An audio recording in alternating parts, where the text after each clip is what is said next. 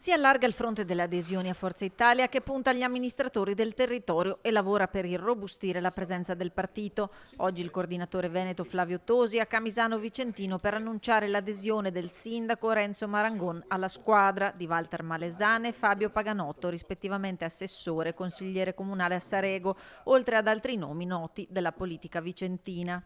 La politica si era un po' persa, si era allontanata dai territori.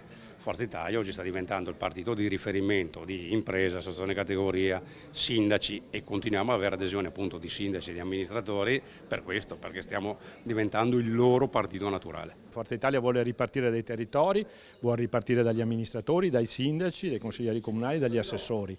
Oggi è una giornata importante, ha dichiarato che aderisce a Forza Italia il sindaco di Camisano Renzo Marangon e altri consiglieri comunali della provincia. Abbiamo anche, oggi proprio ha sottoscritto la tessera Ivan Danchielli, che è stato consigliere comunale a Vicenza nella lista civica Rucco. È un percorso che per quanto riguarda Forza Italia si concluderà il 31 ottobre quando ci sarà la chiusura del tesseramento.